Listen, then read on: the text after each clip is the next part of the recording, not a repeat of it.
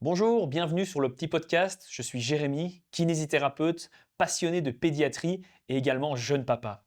Ce podcast est dédié aux parents et aux professionnels de santé souhaitant ouvrir leur esprit et ouvrir leurs connaissances face à la multitude de prises en charge qu'on peut retrouver chez nos tout-petits. Suivez-nous sur nos diverses pages Facebook, Instagram et TikTok. Partagez également nos versions longues sur YouTube et Spotify.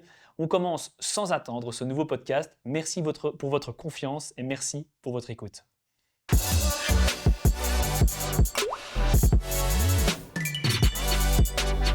Bonjour, bienvenue à tous dans le petit podcast. On a encore la chance aujourd'hui de parler pédiatrie dans le sens médical, paramédical et médecine parallèle. Aujourd'hui, on va plutôt axer sur le paramédical avec Martine Feuillemont, kinésithérapeute pédiatrique, qui travaille en collaboration avec Cathy Rigaud également, qu'on a accueilli dans un autre podcast. D'ailleurs, Martine était déjà venue pour une petite partie de ce podcast-là. Mais aujourd'hui, on va voir une approche plus globale de la kiné pédiatrique, c'est-à-dire les chaînes musculaires, l'oralité et reparler malgré tout des freins de langue, la prise en charge plutôt kiné. Bonjour Martine, bienvenue. Bonjour Jérémy. Alors dans un premier temps, on aime toujours avoir un peu le tableau de qui est sur le Mhm. plateau, donc est-ce que tu peux nous dire simplement qui tu es en termes privés, Mhm. enfin pas nous déballer ta vie, mais en termes privés et puis en termes professionnels surtout. Oui. Alors moi, donc c'est Martine, je suis maman de 3 petites filles. Enfin la plus grande a déjà 8 ans, la plus petite 6 mois, donc on est en plein dans le thème. Au niveau kiné, je suis, kiné depuis 2014. J'ai pas tout de suite été vers la pédiatrie dans un premier temps parce qu'il faut le temps de se faire la main et puis Mhm. vers quoi on veut se spécialiser. Et puis, en fait, au fur et à mesure, je me suis dit: «En fait, les adultes, c'est pas trop pour moi, je vais aller vers les enfants». Je me suis formée, à l'ULB pour le certificat universitaire en pédiatrie et puis pas mal de formations aussi en France, notamment en chaîne musculaire pédiatrique et en thérapie, manuelle. Et puis, le covid est arrivé et donc comme beaucoup de personnes, ça a bousculé un peu nos façons de voir et je me suis dit: «Là, je vais faire vraiment que de la pédiatrie». Et donc là, je me suis formée en thérapie, myofonctionnelle en plus, donc tout ce qui est, difficulté, au niveau, fonctionnalité de la langue, entre autres. Et c'est là que j'ai rencontré Cathy, et que j'ai commencé à travailler avec elle à Waterloo, donc chez Serenities en 2021. Et là, je fais principalement que les bébés et les jeunes enfants et j'ai aussi un cabinet, chez moi où là, je prends aussi, principalement la moyenne d'âge de mes patients, c'est, 6 à 9 mois, quoi. Ok. Et je me suis viens de me former, en allaitement. Comme ça, j'ai, tous les Un beau panel, voilà, un quoi. beau panel. Ouais, super. On va juste axer un instant le mot myofonctionnel. Mmh. C'est un mot que j'ai l'impression qu'on entend de plus en plus. D'ailleurs, on en Oui. a parlé avec Cathy. Mais j'aimerais bien, si tu le permets, que tu nous expliques qu'est-ce que ça veut dire concrètement myofonctionnel. Ouais. Si on voudrait même être encore plus précis, c'est oromyofonctionnel parce qu'en fait, ça englobe toutes les fonctionnalités au niveau de la bouche et donc et de la langue, du nez. Donc, ça englobe la posture de la langue, ça englobe l'alimentation, la respiration, le sommeil et voilà la dynamique au niveau lingual dans la vie de tous les jours. Ah oui, ok. Voilà. Et au niveau de prise en charge en pédiatrie, est-ce que Mhm. le myofonctionnel, c'est vraiment un point central ou c'est quelque chose qu'il peut y avoir un problème, mais bon, après, généralement, on passe à côté Ouais. ou c'est pas dramatique?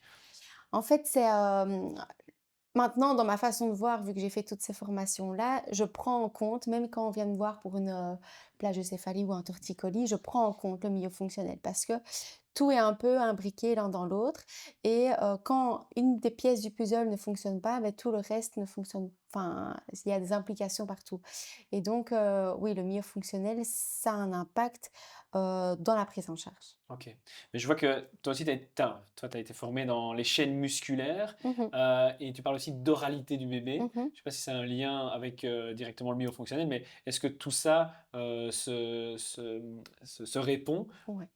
En fait, les chaînes musculaires, il faut savoir que Si je bouge mal, on va dire, mon épaule, ça pourrait avoir un impact, on va dire, jusque dans mon pied. C'est la même chose pour les enfants. Si, enfin les bébés, si il fonctionne mal au niveau de la nuque, ça va avoir un impact autre part. Et l'oralité, la même chose. Donc si un enfant arrive au cabinet et il a un retard moteur d'acquisition de la marche, par exemple, eh ben on voit que l'oralité, ça fonctionne pas bien non plus. Donc tout est vraiment de pair. Quand on commence une diversification alimentaire, on ne va pas la commencer tant que l'enfant ne sait pas se retourner, par exemple. Parce qu'on voit qu'au niveau musculature, au niveau de la nuque, du cou et de la ceinture scapulaire, il n'est pas encore capable de gérer la nourriture. Donc c'est vraiment le développement moteur, les chaînes musculaires et l'oralité sont imbriqués l'un dans l'autre. Ah oui, donc de par toutes tes formations, finalement, tu as une vision vraiment globale Ouais. de l'approche et de la prise en charge en termes de bilan, Mmh. ce qui amène à la question suivante. C'est quoi la différence entre toi qui vas prendre en charge un enfant, un bébé en l'occurrence, et tu vas le bilanter, et un pédiatre qui, lui, va également bilanter son enfant, ses patients. Euh, c'est quoi la grosse différence qu'on peut avoir entre les deux? Donc moi, je vais vraiment partir du corps dans sa globalité. Donc je vais voir comment l'enfant va se mouvoir. Donc souvent, la première partie de la première séance, c'est vraiment le questionnaire. Comment s'est passée la grossesse? Comment s'est passé l'accouchement? Les premiers jours de vie? Qu'est-ce qu'ils ont fait dans le quotidien? Est-ce que l'enfant est souvent porté parce qu'on ne sait pas le déposer, par exemple, ou des choses vraiment dans la globalité.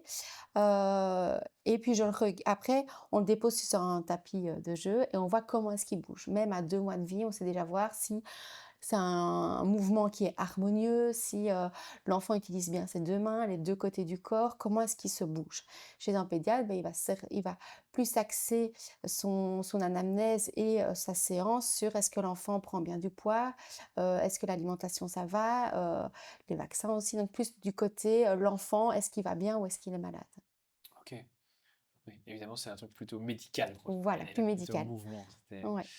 Ok, et donc par rapport à maintenant ton point de vue de kiné et ta prise en charge kiné, quels Mmh. sont pour toi les points d'attention par rapport aux parents qui doivent alerter le parent? Mmh. Parce que évidemment, il doit toujours avoir un élément déclencheur qui fait que oui, je vais aller consulter mon docteur pour dire ensuite au kiné qu'il doit Mmh. travailler dessus. Mais c'est quoi les signes pour le parent qui doit faire attention en termes de développement de l'enfant Mmh. simplement, ou aussi les postures un peu atypiques qu'on peut retrouver chez les enfants? Ouais. Alors, ce qui doit, nous alerter, c'est vraiment l'enfant, qui ne se bouge pas. Il y a vraiment 2 cas. Il y a des bébés qui ne bougent pas assez, donc on les pose sur le tapis, ils sont là, ils restent, ils bougent pas, Contemplatif. ils contemplent le plafond et ça doit pas rester dans le temps. OK, il peut faire ça pendant une semaine et après on doit voir qu'il commence à bouger, et à l'inverse, on a les petits qui sont un peu trop toniques. On voit même dans le carnet de santé, à 1 mois de vie: «Ah, Mmh. belle tonicité de la tête, il tient bien sa tête». Oui, mais c'est pas normal en fait qu'il ne tienne bien sa tête à 1 mois et donc c'est vraiment les extrêmes qu'il faut. Donc soit je bouge pas assez, soit je bouge de trop. Hem Et aussi un enfant qui pleure tout le temps, qui se met toujours dans la même position. Vous le posez sur la table allongée, il va se mettre, nous on appelle ça en banane ou en virgule ou, tout ce qu'on veut, mais, en forme de C. S'il prend toujours la même position quand on le dépose, quand on le prend un bras ou autre, c'est qu'il y a quelque chose qu'il faut aller creuser de ce côté-là. Vous écoutez le petit podcast. Ouais, ouais, ouais. OK, donc là, la position en banane, c'est déjà un premier signe vraiment Ouais. qui a l'air. Et c'est à quel âge qu'on enfin, après combien de temps? Parce que c'est difficile pour les parents qui ont un premier enfant, on dit voilà, s'il bouge trop ou s'il bouge pas assez, c'est quoi bouger trop, bouger pas assez? Ouais, alors c'est vrai que dans un premier temps, il bouge pas, des masses, hein, C'est vrai que quand oh on voit c'est les premières semaines, on a plutôt on se dit: oui, «Bon, est-ce que ça et ben, bouge dans ça?» les premières semaines, on doit être cool. On doit pas l'enfant doit être cool, en fait, parce que oui, il pleure, c'est normal qu'un enfant pleure, mais quand vous le prenez à bras, il doit savoir se calmer dans les 2 3 minutes. Ah oui. Quand, quand on le met au sein, la prise au sein doit se faire cool, calme. La prise au biberon, la même chose. Pas se dire: «Oh purée, le moment du repas arrive, je stresse déjà parce que je sais que la prise au sein, il va être, trop nerveux, la prise au biberon, ça me prend 1 heure pour qu'il boive son biberon, voilà. J'arrive pas à l'endormir ou Mmh. voilà, c'est vraiment des choses où c'est pas possible et j'ai une anxiété par rapport à ce moment-là qui va arriver. OK. Et tu parlais des chaînes musculaires juste avant. Est-ce que, bon, d'abord, c'est quoi concrètement une chaîne musculaire? Est-ce qu'elles sont définies? Est-ce que c'est quelque chose de plus global? Ouais. Et puis, est-ce qu'une chaîne musculaire peut influencer vraiment le développement de l'enfant? Alors, les chaînes, théoriquement, on a différentes chaînes. On peut avoir la chaîne antérieure, la chaîne postérieure, on a les chaînes croisées. Ça, c'est vraiment dans la théorie, ce qu'on apprend en formation. Et Mmh. puis, moi, dans ma pratique, je regarde mais comment est-ce que l'enfant se bouge. Donc, quand je l'ai à bras, parce que moi, je fais toutes mes séances à bras, parce que je déteste quand un bébé pleure. Et donc, je regarde, ok, je fais une flexion, une extension, enfin, je le mets dans différentes positions et je vois si en fait tout suit. Si je vois que quand je le mets dans une position, il y a un bras qui reste coincé derrière, ben, c'est qu'au niveau musculaire, eh ben, ça va empêcher en fait le bon mouvement de l'enfant. OK. Par contre, j'ai oublié la deuxième partie de la question. Qu'est-ce que je te disais? Oui, par rapport aux chaînes musculaires, oui, voilà, par rapport aux chaînes musculaires, d'une part, qu'est-ce que c'était? Mais tu nous l'as expliqué, mais c'est surtout en quoi ça peut influencer le mouvement du bébé? Mais là, si on va dire, il y a un muscle d'une chaîne qui va être trop en tension ou que par une position dans le ventre, l'enfant va, quand il sort, va être toujours bloqué d'une façon, ben, si pour se retourner, on doit être vraiment en regroupement des deux côtés, en symétrie, il va pas savoir le faire et Ah oui. donc là, on va avoir un retard dans le retournement, par exemple. Mmh. Ou alors plus spécifié, on dit: «Ah bah oui, il se retourne bien, mais toujours du même côté» et donc ouais, Ouais, ouais, donc toi, tu vas peut-être aller retravailler justement pour aller chercher l'autre côté et c'est qu'il ça. y ait une aisance des 2 côtés, Oui. quoi. OK. On en a parlé également avec, Cathy dans le podcast, que je vous invite à redécouvrir parce qu'on a parlé vraiment de la sphère orthodontique. Mais ici, j'aimerais bien avoir ton avis, toi, en tant que kiné, pédiatrique. C'est quoi l'impact de la succion, de l'allaitement et du biberon? Parce qu'on en parla tout à l'heure, des différents choix, de biberon, des différents choix de tétine, parce qu'on va beaucoup parler accessoires aussi. Mmh. Donc pour toi, quel est l'impact de l'allaitement, de la succion, dans le développement de la mâchoire et de la langue et de la face de l'enfant? Bon, j'espère que ça sera en coordination avec ce que Cathy a dit. Oui, c'est sûr, parce qu'après, il y aura des règlements de C'est compte ça. à avoir. Donc l'allaitement, ça permet en fait que le bébé puisse utiliser toute, la langue, la mâchoire, les joues et autres de façon, optimale et donc s'il utilise bien sa petite langue, si la succion est correcte et autres, en fait, ça va permettre de développer correctement la mâchoire. Je sais pas si vous avez déjà remarqué, un bébé quand il est né, il a un petit menton en arrière Mmh. et c'est l'extension de la langue lors de la succion qui va permettre, en fait, le développement de la mâchoire d'en bas. La mâchoire du haut, c'est la bonne, position de la langue qui va se positionner au niveau du palais correctement, que ce soit en allaitant ou que ce soit lors des périodes de sommeil quand la langue est correctement posée au palais, qui va permettre d'élargir ce palais. OK. Maintenant, il y a des bébés qui naissent et ils ont un besoin de succion. Alors, soit c'est maman qui va subvenir à ce besoin de succion en étant la tétine ambulante, ou alors on va placer une tétine. Et alors, à ce moment-là, il faut essayer de trouver une tétine la moins impactante sur la fonction de la langue pour que justement cette langue puisse venir au repos, se positionner correctement au palais et autres.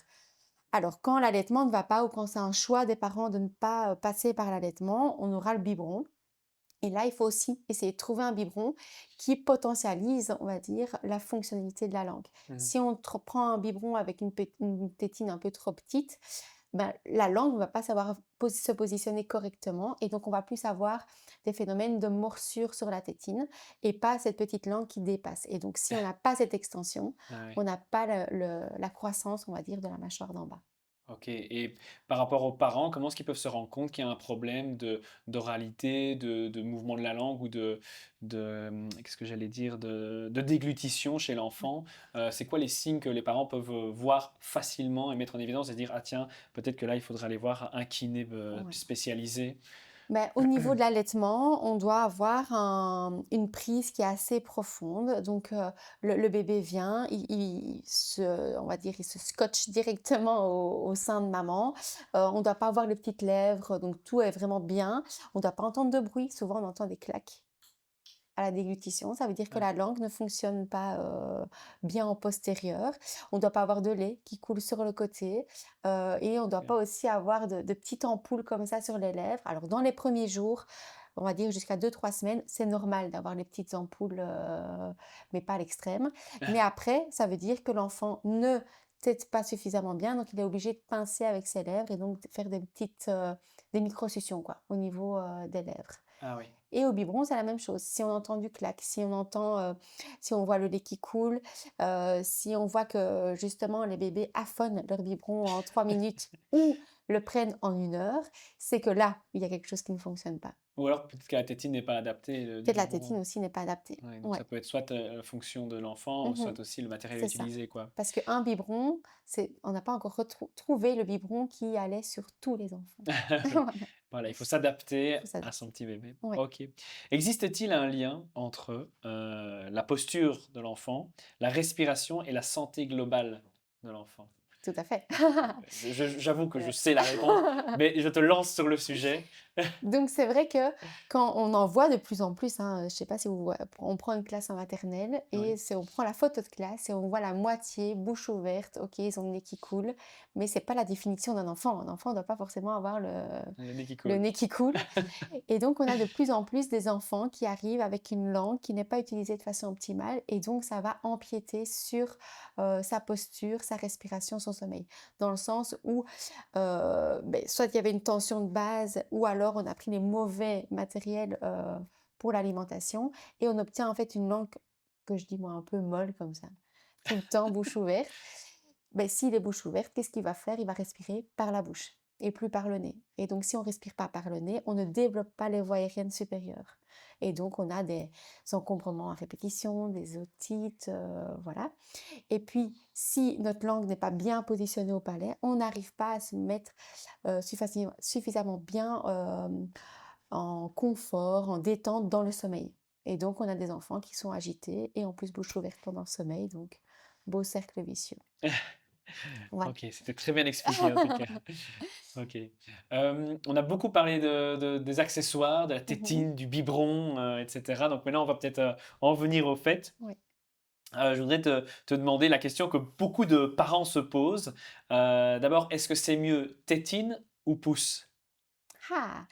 Eh ben, il y a moins de dégâts orthodontiques avec un pouce qu'avec une tétine. Ah oui. Parce que quand vous voyez un enfant qui prend son pouce, quand il va jouer, il a besoin de ses 2 mains. Quand il parle, il lâche son pouce et il ne mord c'est très rare qu'il va mordre dans son pouce. Donc on a moins l'impact de la mâchoire, de force, qui va toujours venir au Ah niveau, oui, oui, voilà, oui. pousser. Maintenant pour l'enlever, on coupe pas les pouces, on donne pas le pouce à Saint-Nicolas. Donc c'est vrai que la manière après pour l'enlever, c'est plus C'est difficile le pouce. difficile. La tétine, c'est rare que, si vous allez au magasin, de pas avoir un enfant qui marche, qui a une tétine, qui parle avec sa tétine, et qui continue à faire ses activités avec la tétine Ah et oui. donc on l'a déjà plus sur 24 heures. Par contre pour l'arrêter, si l'enfant ne la voit plus, il n'en aura plus. Mais voilà, C'est un dilemme. c'est un dilemme. Mais quand un bébé prend son pouce, on a beau mettre une chaussette pendant 1 semaine au bébé et lui donner la tétine pour remplacer le pouce, vous enlevez la chaussette, il va prendre son pouce. Ah oui. Donc une fois que le pouce est engagé, c'est terminé. C'est ça. Ah oui. Donc, voilà. Bon, ben, Vous écoutez le petit podcast. là, du fait que le pouce, ben, de toute façon, ce sera le pouce de l'enfant, on ne peut pas le choisir. Mmh.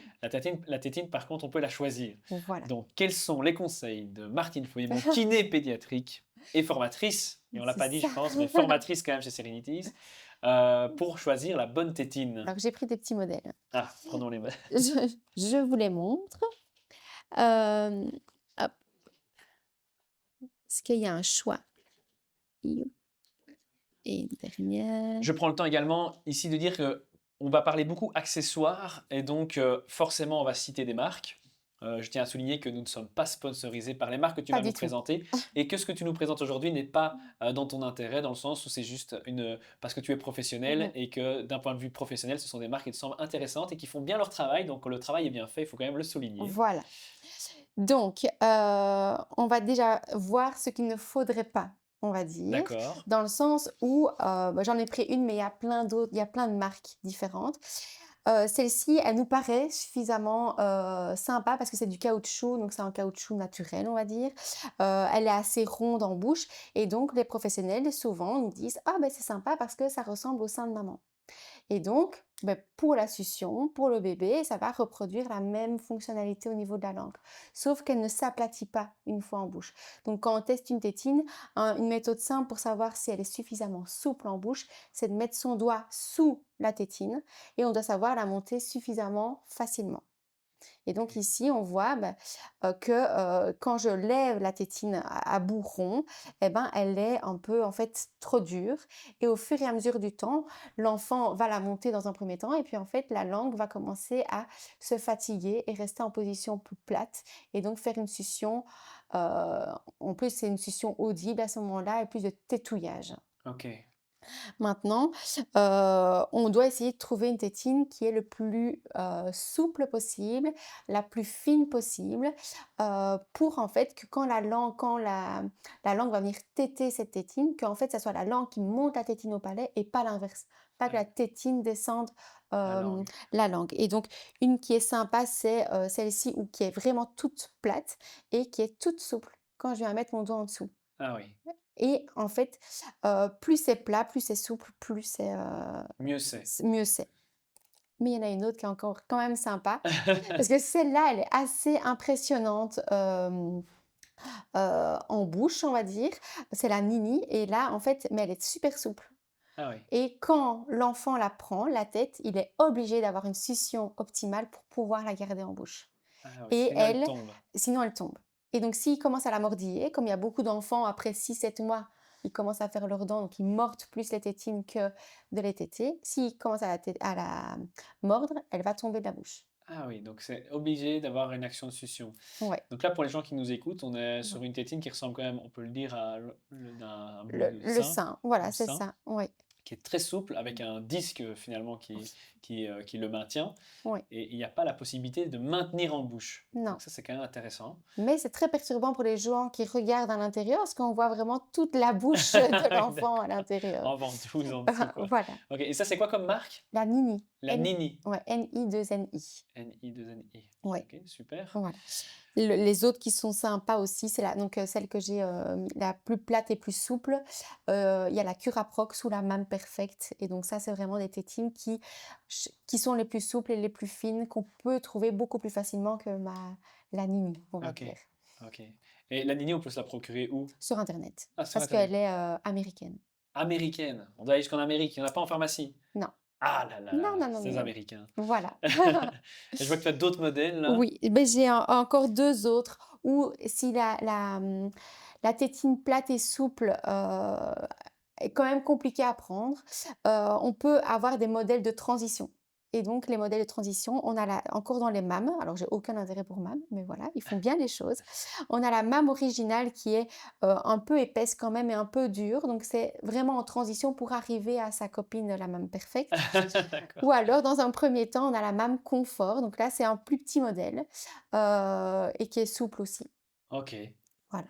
Et toujours rester à la plus petite taille des tétines. Donc, quand votre enfant a 0,6 mois, vous allez prendre la 0,6 mois. S'il conserve sa tétine parce qu'il en a vraiment besoin, on doit toujours rester à 0,6 mois. Ah d'accord. Donc ça ne devrait même pas exister des tétines au-dessus de 0,6 Non, mois. Ok, non, non, donc on non. conserve la petite tétine. La C'est plus plus petite. facile à enlever après. Voilà. Et en fait, ça fait moins de dégâts orthodontiques avec. Ah oui, donc on garde enfin, on garde la même taille. La même taille, parce qu'il Mais faut les changer et on les change tous les combien de régulièrement. temps? Ça, en fonction de comment on prend l'enfant. S'il la prend Oui. 24 heures sur 24, vaut mieux la changer, tous les mois. S'il la prend une fois de temps en temps, Ok, bien la nettoyer, c'est ok. suffisant. Et un peu similaire finalement à la tétine, le biberon. Parce Oui. qu'on voit rarement des biberons avec des embouts tout plats et Non! souples comme tu proposes là. Alors il y a plein de marques de biberons qui ressemblent au sein de maman. Alors moi, je suis épatée de voir la technologie qu'on met dans les tétines de biberon, parce que chaque femme a un sein différent, a un mamelon différent et donc pour reproduire le même sein, chez tout le monde, ce serait quand même, Mhm. c'est génial. Mais ce qu'il ne faut pas, en tout cas, c'est des cols, larges. Donc quand vous prenez une tétine, d'un biberon, on en voit souvent, hein. Le col, c'est vraiment où l'enfant va venir poser ses lèvres et plus c'est large, moins il sait mettre la tétine en bouche. Ah oui. Donc, il faut vraiment regarder quelle est la part de la tétine qui sera en bouche. Ici, donc j'ai pris un modèle basique, donc ça c'est un Dr Brown col large, mais il y a d'autres marques qui le font, Avent font aussi ça. Ou alors l'enfant va venir mettre sa bouche ici et on voit qu'à l'intérieur de la bouche, ça ne va pas assez loin.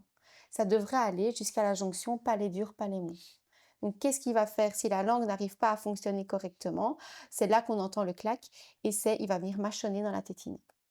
Et Ah donc, oui. il va recevoir le lait, mais pas de la bonne Pas façon. de la bonne façon. Ah, il faut que Ouais, ça aille loin dans la faut bouche. que ça aille loin. Ok. Et donc, Docteur Brown a fait bien les choses.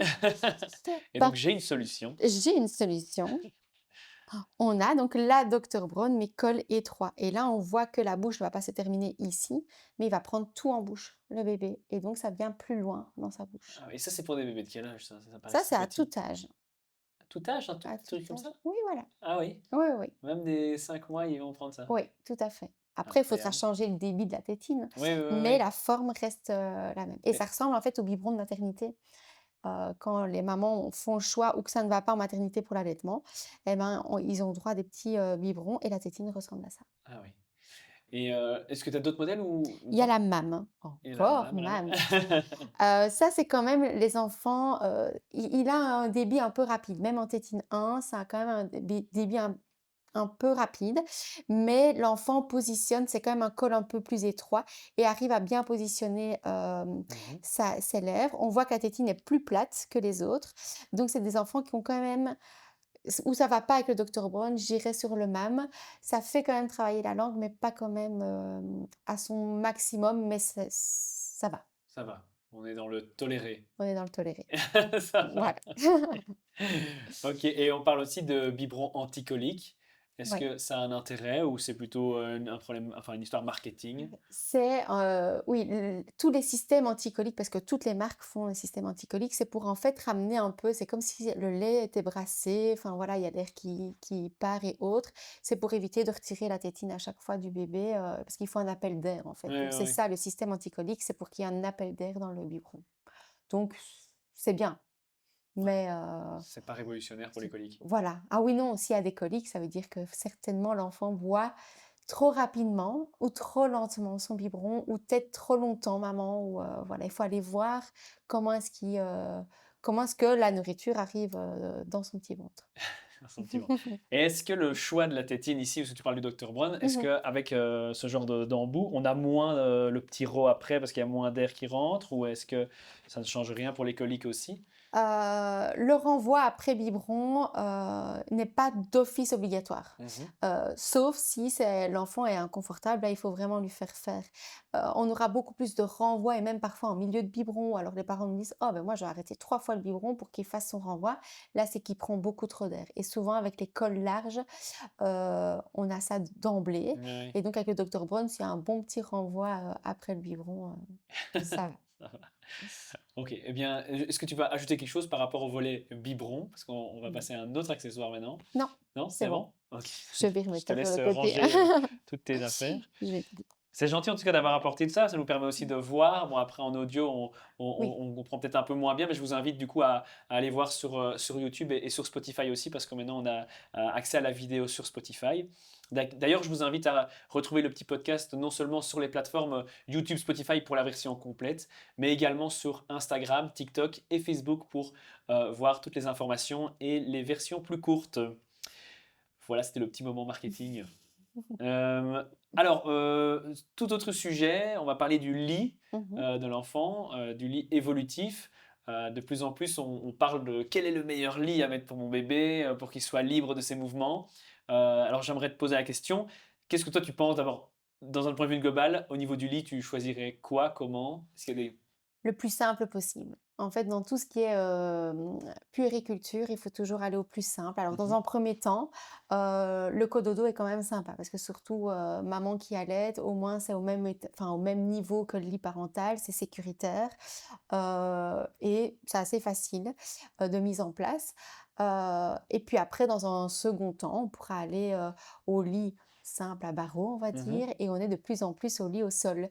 Le lit au sol peut être sympa d'un point de vue sécuritaire parce que si l'enfant, voilà, bouge beaucoup, Ça veut pas dire qu'il y a peut-être un petit problème de sommeil, mais s'il bouge, voilà, il va pas tomber de haut. Mais le plus simple est le mieux D'accord. dans tous les choix. Est-ce que tu es partisane du fait de mettre déjà des enfants qui ont peut-être 5, 6 mois sur des matelas au sol pour qu'ils aient accès à leur chambre, accès à leurs jouets s'ils veulent sortir du lit et aller jouer? La chambre, pour moi, ça c'est juste mon avis personnel, doit rester un endroit de sommeil, on va dire. Donc si l'enfant a 5 6 mois, voire plus, hein, 9 10 mois, heu, dès qu'il est éveillé un peu la nuit, il va aller jouer avec ses jouets. Moins fan quoi, parce que, Mhm. ça vient perturber le sommeil. Donc une chambre le plus simple possible, sans veilleuse, mais ça on va y revenir, ou autre. Voilà, ça doit être le plus simple pour que l'enfant ait un sommeil réparateur. Ok.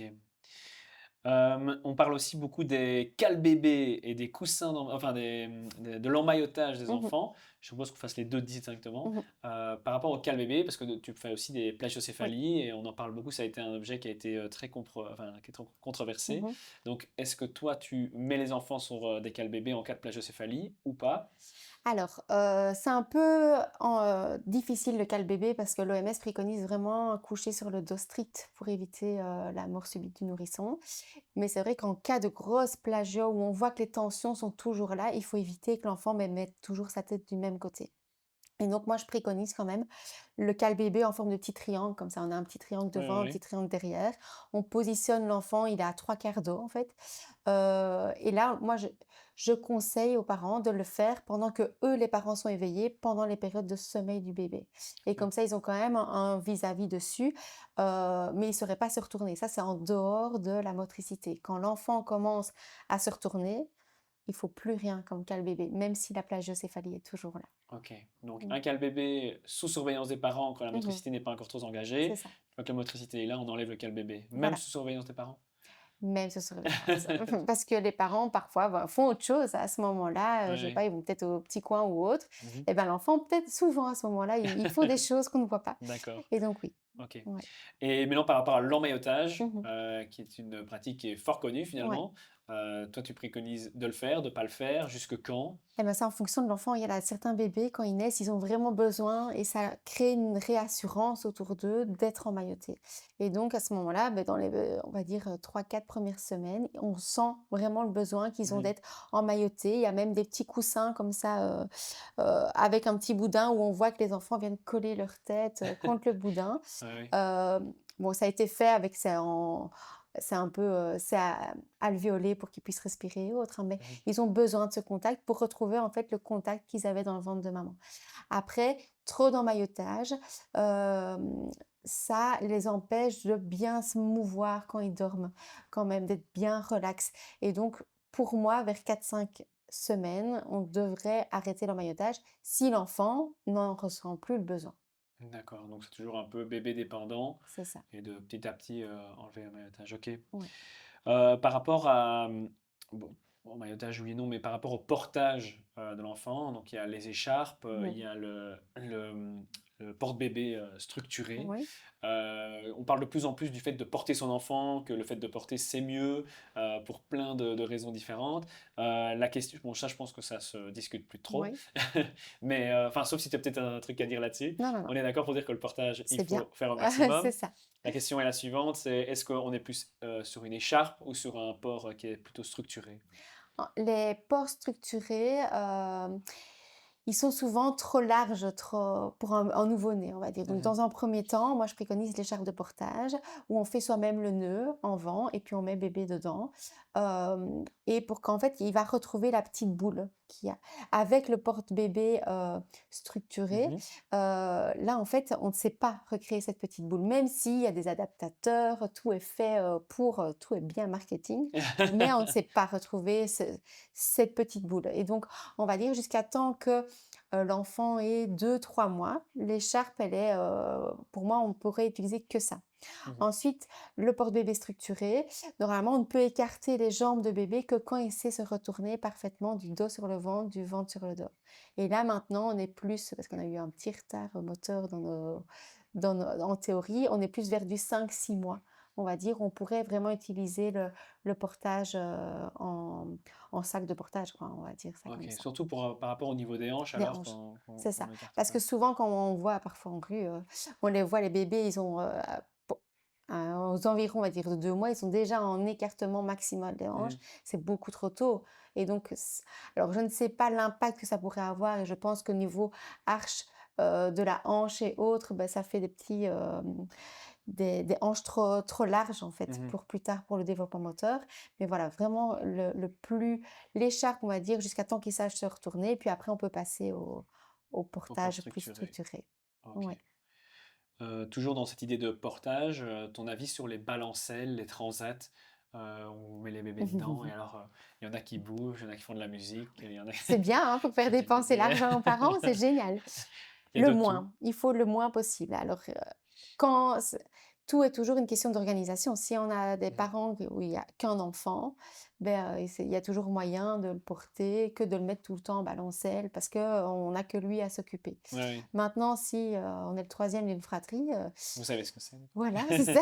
Et ben, parfois, il faut quand même un peu le transat ou la balancelle, mais toujours dans des périodes assez courtes. Ok. Donc, si on vient de l'allaiter, on peut le mettre en transat pour qu'il digère si on doit s'occuper des grands.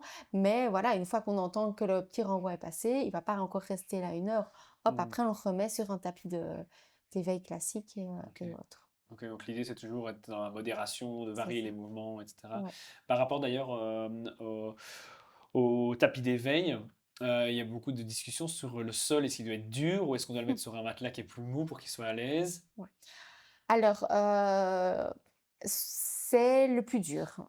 Voilà, C'est dur et pour que lui. même quand vous voyez les matelas des parcs, ils sont pas spécialement hyper bien douillets et autres, hein, C'est très fin. c'est très fin, Oui. et donc même les tapis d'éveil au sol, ça doit être le plus fin possible, parce que la motricité va se faire sur un plan dur. Mhm. Ouais, pour Mmh, trouver les points d'appui. voilà. D'accord. On va revenir juste un instant sur finalement tout ce qui est succion qu'on Mmh parlait mh. juste avant. Par rapport aux anneaux de dentition, des sucettes Mmh. en silicone et de ça qu'on donne aussi pour faire les dents. Oui. Est-ce que toi tu trouves c'est intéressant ou est-ce que justement on n'a pas beaucoup d'intérêt?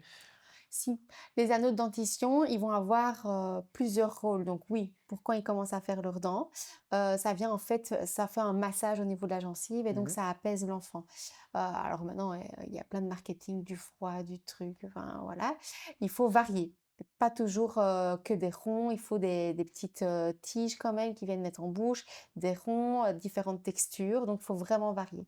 Parce que le second rôle d'un anneau de dentition, c'est de désensibiliser la bouche pour les préparer à la diversification alimentaire. Ah oui. Et donc plus on va aller loin en bouche, même avec ses mains ou autre, plus en fait on aura normalement plus facile à la diversification parce qu'il aura déjà été désensibilisé la Ah, bouche. oui, je comprends. Ouais.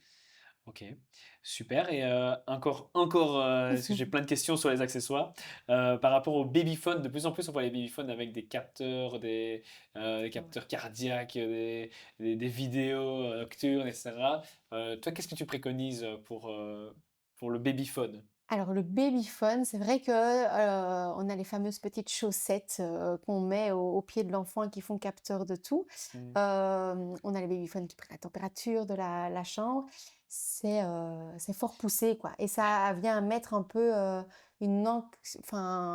contexte anxiogène au niveau des parents où on doit tout contrôler, tout voir. Alors maintenant, s'il y a un contexte, qu'il y a déjà eu une mort subite dans la famille ou un contexte cardiaque ou autre, ça peut rassurer quand même.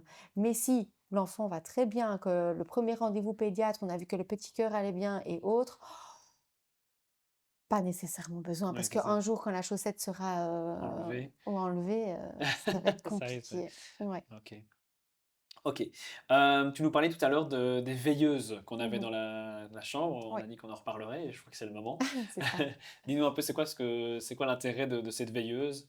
Ouais, il y a pas vraiment d'intérêt. Alors je pense que dans notre subconscient, on se dit: «Ah, ça serait quand même pas mal qu'il y ait une petite veilleuse dans la chambre, comme ça quand il se réveille la nuit, il sera en sécurité parce qu'il verra et autres». Sauf que la veilleuse, tout point lumineux, en fait vient, impacter le sommeil par, pas une bonne production de mélatonine, Mhm. et donc on n'est pas, on vient un peu chanter notre bon rythme, et même la mise en place du rythme circadien. Parce que dans un premier temps, le bébé, il n'a pas vraiment de connaissance jour-nuit, il est en ultradien. Mais après, au fur et à mesure, il doit savoir passer au rythme circadien. Et donc, s'il a une petite lumière et la journée par la lumière naturelle et la nuit, eh ben, on Ah chante ouais, un ouais. peu ça. Donc de nouveau, on n'a pas ce rythme et l'impression qu'il fait jour tout le temps, C'est quoi. ça, ouais. Ah oui. Et puis dès qu'il va se réveiller, parce qu'il y a des micro-réveils la nuit, ben, il y aura ça comme stimulation, donc Comme pas quoi de c'est le matin, stimulation. quoi. Voilà. Et non, c'est pas le matin. C'est pas le matin, il faut dormir. C'est ça. Nickel, super, tu nous avais, parlé, avec, Cathy dans l'autre podcast, de tout ce qui était frénectomie et de prise en charge pour les frénectomies. Mmh Je crois, parce que tu m'en as parlé avant, hein, on va pas se mh. mentir, que vous aviez une application sur laquelle vous vouliez Mmh. insister et j'aurais Ouais. voulu aussi savoir de quoi il s'agit exactement? Donc c'est une application qui va permettre en fait de répondre à toutes les questions que les parents ont souvent après l'intervention. Dans le sens où: «Ah, est-ce que je fais bien les exercices?» parce qu'il y a des exercices de rééducation à faire. Oui. «Est-ce que je fais bien les exercices? Est-ce que c'est normal si mon enfant pleure? Est-ce que c'est normal qu'il prenne le biberon comme ça? Est-ce que c'est normal maintenant qu'il dorme comme ça?» Et donc ça répond vraiment à toutes les questions. Ça met des petits rappels pour qu'on fasse bien nos exercices tous les jours et il y a une nouvelle application qui va mais on doit encore la structurer, Mmh. et bien la peaufiner. C'est justement, est-ce que mon enfant boit bien? Est-ce qu'il n'aurait pas un frein restrictif? Est-ce que donc vraiment toutes les questions qu'on pourrait se poser, est-ce que c'est normal ou pas? OK. Donc je le rappelle, tu es donc, kiné pédiatrique Mmh et donc tu prends en charge des enfants qui ont subi une petite, intervention chirurgicale pour les freins de langue. Par rapport à tout ce qu'on a dit là, juste avant, le biberon, la tétine, c'est quoi l'influence finalement de la tétine et du biberon sur, l'acte chirurgical? Est-ce qu'après un acte chirurgical, il faut faire justement attention à ce qu'on va mettre comme biberon, comme Ouais. tétine derrière? Souvent, on refait un bilan de qu'est-ce qu'ils prennent comme biberon et comme tétine. Est-ce Ah oui. qu'on est déjà dans le bon, enfin le moins pire, on va dire, ou Mmh. est-ce qu'il faudra changer? Parce qu'après intervention, ce qu'on veut, nous, c'est potentialiser les mouvements de la langue. Mmh. Et donc, si on conserve une mauvaise tétine, un bourron, on va dire, qui abaisse la langue, et un biberon où il faut mâchonner, il n'y a pas d'intérêt, on va dire, on va pas potentialiser l'effet de la frénectomie. Et donc là, on voit avec les parents ben voilà, cette tétine-là, comme c'est un bourron, ça abaisse la langue. Donc nous, ce qu'on veut après phrénectomie, c'est que la langue monte. Ben, on va alors changer vers quelque chose de plus soft, plus souple. Et la même chose pour les biberons. OK. Donc, il y a notamment tout l'aspect exercice, mais évidemment Mhm. tous les accessoires, on va essayer C'est de ça. aussi, voir faire le point aussi là-dessus, Voilà. quoi. Donc l'environnement est Oui. important. Ben, un grand merci. Pour conclure, je voulais juste, te poser encore 2 questions. Pour toi, parce que tu me parlais tout à l'heure d'ailleurs, du fait que vous étiez en train de réfléchir, chez Serenitis pour faire une liste de naissance parfaite avec les accessoires parfaits, Mm. qu'il faudrait, demander, à la naissance Ouais. d'un enfant. C'est quoi pour toi les indispensables à prendre à la maternité ou les indispensables à prendre, dans le cas d'une naissance, quoi? Déjà pas se dire: «OK, il faudra absolument une tétine», parce que c'est pas dans les premiers jours de vie que l'enfant a besoin d'une tétine. Au pire, papa pourra bien en chercher une en pharmacie, hein, donc mais dans un ça non. Vraiment les indispensables, ça dépend si on a déjà choisi d'allaiter ou pas.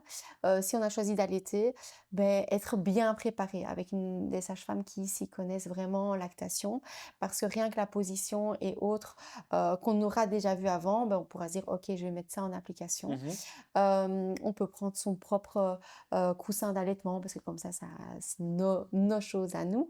On peut prendre la petite couverture d'emmaillotage, mais à savoir qu'on ne sait pas si notre enfant aura besoin de cette petite couverture d'emmaillotage. Ouais, Hem et au niveau, biberon, beh, déjà peut-être prendre le un biberon à col étroit qui est si on adapté. se dit, voilà parce que les biberons de maternité sont bien au niveau de la tétine, mais un peu trop souples et donc trop mou et donc l'enfant va quand même, un peu avoir du mal.